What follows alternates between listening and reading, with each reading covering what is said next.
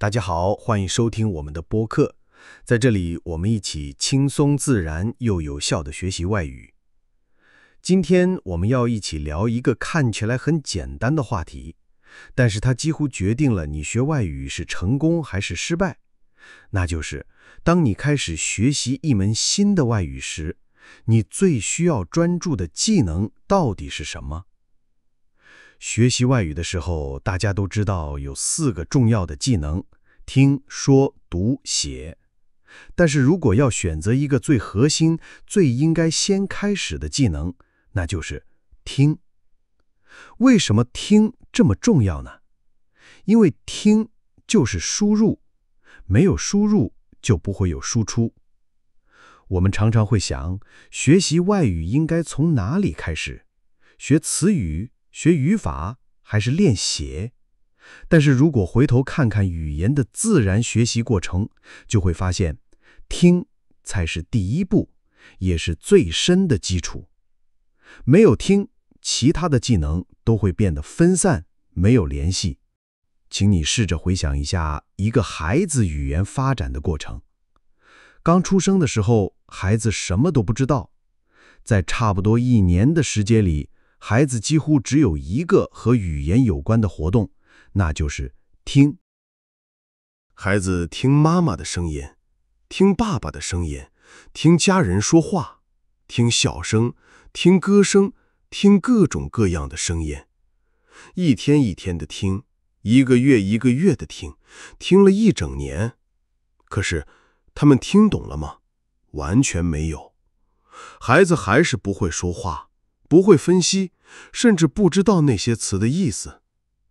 可是我们都看到，经过这么长时间的听，孩子开始学说话，先说第一个词，然后说完整的句子。为什么一定要这样呢？因为大脑需要时间来建立语言的声音地图。每一种语言都有自己的声音系统、节奏和韵律。大脑需要不停地听，不停地记，不停地认出重复的声音，慢慢地形成一种自动分析的能力。有了这样的声音地图，说、理解和反应才会变得自然。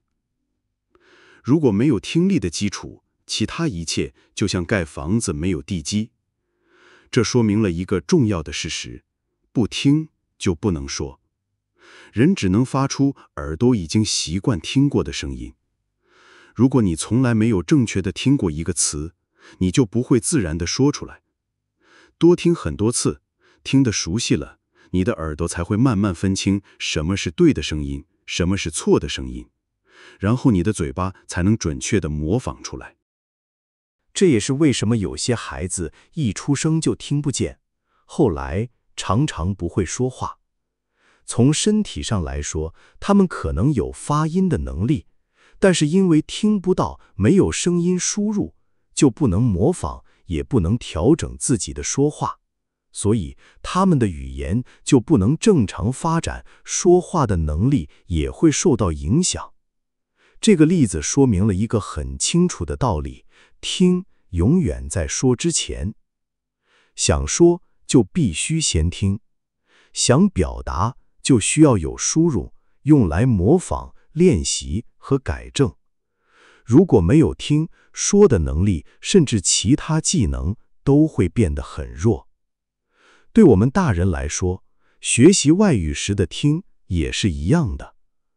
很多人常常抱怨，我听，可是什么也听不懂，那听来做什么呢？其实听不懂一点也不可怕。回到孩子的例子，在最开始的时候，他们也听不懂，但是他们还是在听。正是这种听不懂的过程，给以后真正的理解种下了种子。当你听一种新的语言时，大脑正在慢慢的分析，这个声音重复很多次，可能是一个重要的词。那个地方常常升调，也许是一个问题。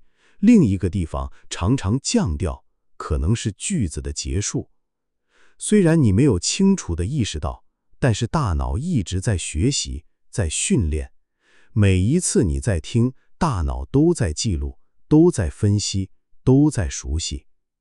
一开始你只听到一串奇怪的声音，但是慢慢的，通过语境，通过重复，你开始把声音和意思联系在一起。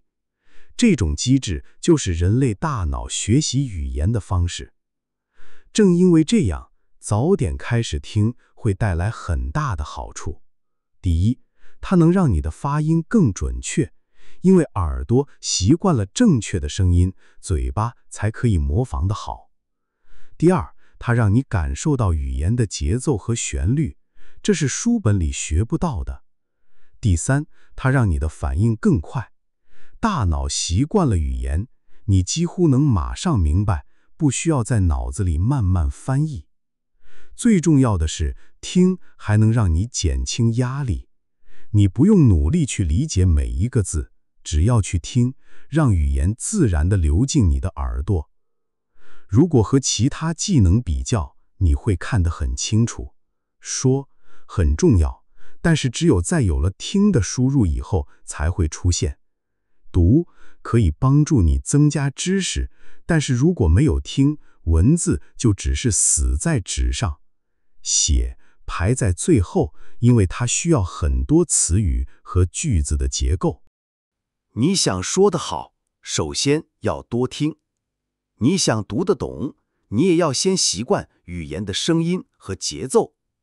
你想写得好，大部分的词语和句子结构也来自你听到的内容。所以可以说，听是外语的入口，是房子的地基。如果地基不牢固，其他技能都很难稳固。还有一个很重要的点，就是被动听。不是每一次你都能坐在桌子前，戴上耳机，全神贯注地学习。但是你完全可以让外语成为你日常生活的一部分。孩子的优势是，从出生开始，他就一直生活在语言的环境里，一天到晚大家都在说同一种语言。而大人学外语，如果不出国，不生活在母语的环境里，那怎么才能有这样的环境呢？答案就是自己创造环境，用被动听的方式。被动听就是把语言放进你的日常生活里，让它成为生活的背景声音。你可以在做饭的时候听播客，打扫的时候开新闻或者收音机，走路的时候放母语的播放列表，或者睡前听一小段音频。你不用100%集中注意力，但是语言还是会流进你的耳朵，慢慢地形成习惯和熟悉感。大脑还是会接受，还会处理，即使你没有完全集中。这就是孩子学习语言的方式，整天不断，几乎不用努力也能进步。这就是最有效的方式，让你泡在语言里，即使你还没有机会出国。被动听带来了很多好处，它让你的耳朵习惯声音和节奏，让你在进入真实环境时不会觉得太难。它也给你创造了一个人工的语言环境，这样语言不只是出现在每天30分钟的学习里，而是出现在你整个日常生活里。那么，被动听怎样才算有效呢？第一，要选择母语者的声音，这是非常重要的。母语的声音能让你直接接触到语言最标准的特点，这样在真实环境中你就不会感到陌生，因为你已经习惯了真正的节奏和语调。当然，也有一些越南人或者外国人说中文、说英文很标准，很好听，但是多少还是会受到口音的影响，这些影响会带来一些小的错误。如果你听母语的声音，就能最大程度减少这些错误。这样当你练习说的时候，你模仿的就是最标准的。这也是为什么在这个 YouTube 频道里，我只选择母语的声音作为听力材料的唯一来源。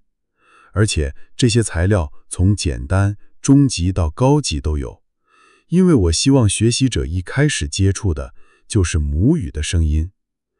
第二，不要担心听不懂。被动听的目的不是马上理解，而是让耳朵习惯语言。还有一个非常重要的原因，就是给大脑时间去建立语言的声音地图。这个地图包括语调、节奏、母语者的连音、省音、声调、降调。大脑会在你被动听的过程中慢慢学习和完善这个地图。只要让语言流过耳朵，你的大脑就在潜意识里工作了。第三，要坚持。被动听不是1、2天就能看到结果的，但是几个月以后，你会发现很大的变化。从不再觉得陌生，到能听出一些熟悉的词，然后慢慢的能听懂整句话。那么，当我们选择被动听的材料时，应该选什么呢？首先要记住，被动听不一定要马上听懂，目标是让耳朵习惯语言。所以，材料应该简单、贴近生活，容易听懂。在最开始的阶段，你可以从这些材料开始被动听。教材里或者给初学者的视频里的短对话、播客、广播、儿童故事或童话，因为语速慢，声音清楚，词语简单。儿歌、儿童节目，语调拿自然，容易重复，让耳朵习惯节奏。当你更熟悉以后，可以慢慢提高难度。简单的新闻，比如给学生、青少年听的新闻，或者母语频道里的短新闻。脱口秀、视频日志、采访，母语者说得很自然，有很多感情和语气。有声故事、听书，可以练习长时间听，不容易中断。最重要的一点，听力材料一定要是母语者的声音。还有一个建议，要选择你觉得有兴趣的材料。如果你喜欢音乐，就听音乐；如果你喜欢电影，就听电影里的对话；如果你对文化有兴趣，就听视频日志、采访、脱口秀。越有兴趣，你就越容易坚持，这样被动听才会真的有效。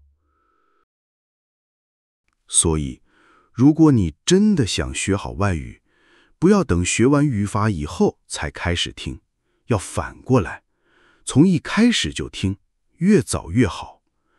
有时间的时候主动听，忙的时候被动听，把你正在学的语言变成生活里的背景声音。一天一天，你会惊讶地发现，一句话以前听不懂，现在再听却觉得很熟悉，然后不知不觉就听懂了。总的来说，听力不仅重要，而且是学习外语的根。这也是为什么我们常常说，听是所有语言的基础。小孩子要用1整年时间只听，那为什么我们却急着跳过这个步骤呢？